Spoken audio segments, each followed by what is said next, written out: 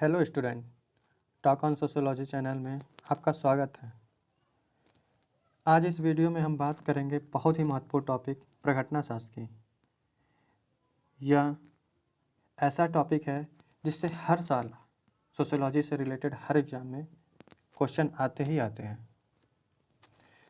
आप पीजीटी के क्वेश्चन उठा के देख लीजिए, असिस्टेंट प्रोफेसर, यूजीसी, जीआईसी या किसी भी असिस्टेंट प्रोफेसर, किसी भी राज्य के असिस्टेंट प्रोफेसर में के पेपर में ये क्वेश्चन यहाँ से आते ही हैं और काफ़ी बच्चे गलत करके आते हैं केवल इसके बेसिक कॉन्सेप्ट क्लियर ना होने की वजह से। आज हम फिनोमिनोलॉजी को समझेंगे और अच्छे से समझेंगे। चलिए फिनोमिनोलॉजी को समझने की कोशिश करते हैं। फिनोमिनोलॉजी जिसका हिंदी अर्थ है प्रघटना शास्त्र।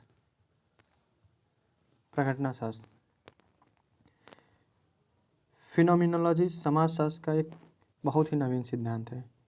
नवीन सिद्धांत का मतलब समाजशास्त्र में जो अन्य सिद्धांत जैसे प्रकार्यवाद, संरचनावाद,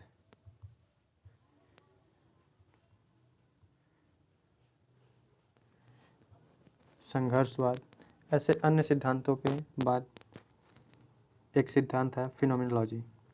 यह सिद्धांत जो अंग्रेजी भाषा का फिनोमिनोलॉजी है वो दरअसल यूनानी भाषा के फिनोमिनन से बना है। फिनोमिनन का हिंदी अर्थ है प्रकट दर्शन। इसको नोट कर लीजिए, प्रकट दर्शन।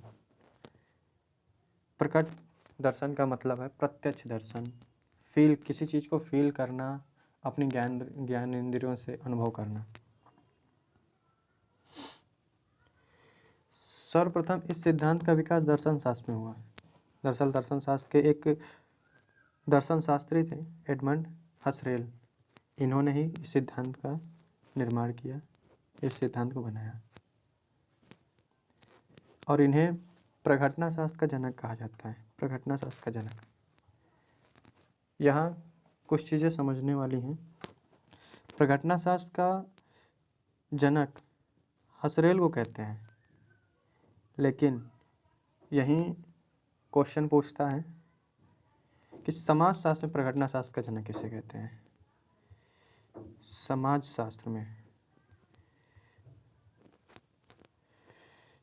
सर्वप्रथम समाज शास्त्र में प्रघटना शास्त्र का प्रयोग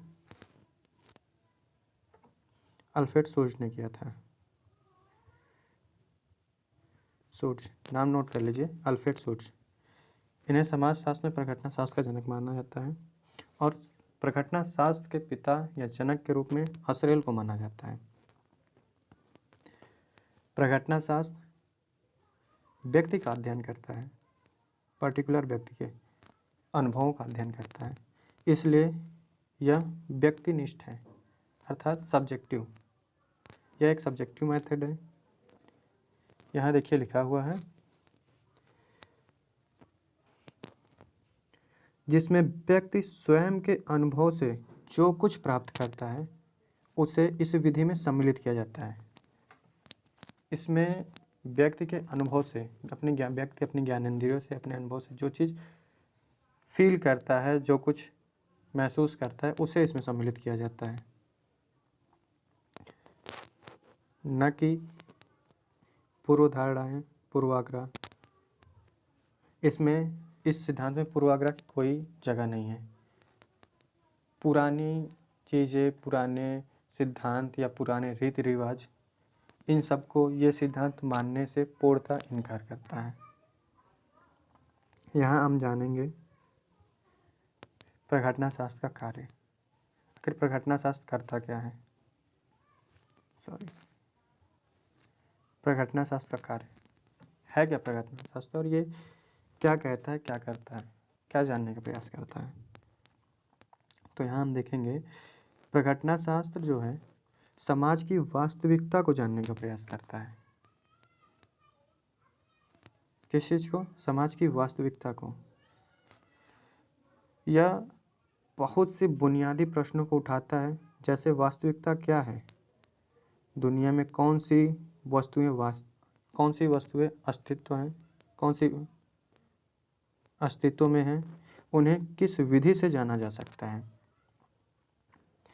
प्रघटना शास्त्र के अनुसार वास्तविकता को जानने का एकमात्र तरीका है। प्रघटना शास्त्र यहाँ वास्तविकता को जानने के लिए जो विधि, जो तरीका बताता है, वो बताता क्या है कि प्रघटना शास्त्र को अनुभव से जान सकते हैं। व्यक्ति के खुद के अनुभव, दूसरों के नहीं, व्यक्ति के खुद के अनुभव से ही व्यक्ति वास्तविकता को जान सकता है। व्यक्ति क्या महसूस करता है, यहाँ आगे देखेंगे। इस विधि में जो कुछ भी वास्तविक है उसे व्यक्ति अपने इंद्रियों और मानसिक क्रियाओं द्वारा अनुभव करता है। व्यक्ति की 5 इंद्रियां हैं और इन इंद्रियों के द्वारा जो कुछ व्यक्ति महसूस करता है और मानसिक क्रियाओं द्वारा जो अनुभव करता है, उसी का अध्ययन प्रघटना शास्त्र का विधि का अध्ययन है। आगे हम देखते हैं, प्रघटना शास्त्र कहता है कि हम जिस तरह अपने आसपास की वस्तुओं को देखते हैं और उसे वैसा ही स्वीकार करने से बचना चाहिए। दरअसल हमारा जब जन्म होता है, जब हम बच्चे होते हैं, तो हमको स्टार्टिंग से समाजीकरण किया जाता है, हमारा सिखाया जाता है रीति रिवाज कानून। वो कहता है जिस चीज़ों को, जो चीज़ें चली आ रही हैं पहले से, जो रिचुअल हैं, जो मान्यताएं हैं, जो हमारी संस्कृति या सभ्यता है, जो चीज़ें पहले से चली आ रही हैं, उनको उसी रूप में हम ना स्वीकारें, बल्कि यहाँ देखिए आगे कहता है, अर्थात हमें एक शिशु की तरह हर घटना को देखने का प्रयत्न करना चाहिए। शिशु का मतलब अजनबी, जो कुछ नहीं जानता है, हर चीज़ों से अनजान है और धीरे धीरे सीखने का प्रयास करता है। जैसे आपने भी देखा होगा, आपके घर में जब आप छोटे रहे होंगे, आपके घर में छोटे बच्चे होंगे, तो आप मोबाइल चला रहे हैं, बुक पढ़ रहे हैं, तो कहते हैं भैया, दीदी या पापा मम्मी ये क्या है। उन्हें ये नहीं पता होता ये बुक है, तो आप बताते हैं कि बेटा ये बुक है और इसके ये फ़ायदे हैं। वैसे ही हम लोगों को भी अजनबी बनकर अपने इर्द गिर्द की घटनाओं को ज्यों का त्यों स्वीकार न करके उन्हें कुछ बुनियादी प्रश्न के कटघरे में लाना चाहिए। और वो प्रश्न क्या है? ये वस्तुएं क्या हैं? ये वस्तुएं क्या हैं? ऐसा समाज में क्यों होता है? वस्तुओं का वास्तविक स्वरूप क्या है? आदि। प्रघटनावादी जहाँ समाज के मूल्यों को स्वीकार करना आवश्यक समझता है, वहीं प्रकारवादी जहाँ समाज के मूल्यों को स्वीकार करना आवश्यक समझता है, वहीं प्रघटना शास्त्र समाज की सामाजिक, आर्थिक, राजनीतिक और सांस्कृतिक मूल्यों को आलोचनात्मक दृष्टि से देखता है। आप यहाँ देखेंगे कि प्रकारवाद क्या कहता है। प्रकारवाद को अगर समझने का एक छोटे से रूप में समझने का प्रयास करेंगे तो हम समझेंगे कि प्रकारवाद कहता है कि समाज में जो व्यवस्थाएं चली आ रही हैं वो व्यवस्थाएं उचित हैं और इसीलिए वो अस्तित्व में हैं, और हमें समाज में एकता बनाए रखने के लिए उनको सर्वसम्मति देना चाहिए, उनको मान के चलना चाहिए। लेकिन प्रघटना शास्त्र यहाँ कहता है कि नहीं, हमारे समाज की सामाजिक, आर्थिक, राजनीतिक, सांस्कृतिक मूल्यों को आलोचनात्मक दृष्टि से देखना चाहिए। इन्हें ये स्वीकारने की चुनौती देता है और कहता है कि इन सभी के पीछे कोई ना कोई प्रश्न खड़ा करना चाहिए, जिससे हम समाज की वास्तविकता को जान पाएंगे। अब यहाँ देखेंगे कि समाजशास्त्र की जो उत्पत्ति हुई वो हुई कैसे और कहाँ हुई। समाजशास्त्र की मुख्यतः 2 धाराएं हैं। समाजशास्त्र की उत्पत्ति जो हुई मुख्यतः 2 धाराएं हैं, 2 कॉन्टिनेंट अर्थात महाद्वीप में हुआ। पहला अमेरिका में, दूसरा यूरोप में। सबसे पहले यूरोप में फिनोमिनोलॉजी की उत्पत्ति हुई, प्रघटना शास्त्र की, और इसका श्रेय जाता है हसरेल और शुट्ज़ को। हसरेल और शुट्ज़ जो हसरेल दर्शन शास्त्र में और सूर्य समाज शास्त्र में प्रघटना शास्त्र के यूरोपीय धारा के प्रमुख माने जाते हैं। इसके बाद दूसरी धारा अमेरिका में विकसित हुई, जिसका श्रेय जाता है जॉर्ज सांतिना को। अगर हम इसको प्रघटना शास्त्र का पूरा सार देखें तो हम देखेंगे प्रघटना शास्त्र है क्या। तो प्रघटना शास्त्र है फीलिंग, फील। आप अपने ज्ञानेंद्रियों से, अपने तर्क से क्या फील करते हैं, क्या महसूस करते हैं। जो आप महसूस करते हैं विश्व में, वही सत्य है, वही वास्तविक है। आपकी जो पूर्व धारणाएं हैं, जो रिचुअल्स हैं, जो वैल्यूज़ हैं, वो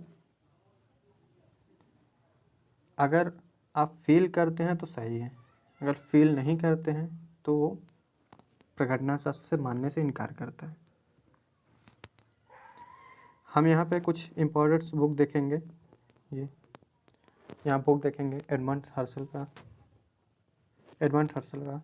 ये बुक एग्ज़ाम में पूछा हुआ भी है। Phenomenology and the crisis of western philosophy, ये 1936 में एडमंड हर्सल ने दिया था। और दूसरी इनकी बुक है ideas, general introduction to pure phenomenology, 1913 में ये बुक हुई थी। और अल्फ्रेड शुट्ज़, जो समाजशास्त्र में फिनोमिनोलॉजी के जो विकास के लिए जाने जाते हैं, उनका बुक बहुत ही इम्पोर्टेंट है और ये बहुत बार पूछा हुआ है। इनकी बुक को नोट कर लीजिए और अच्छे से याद कर लीजिए। Phenomenology of the social world, 1967 में।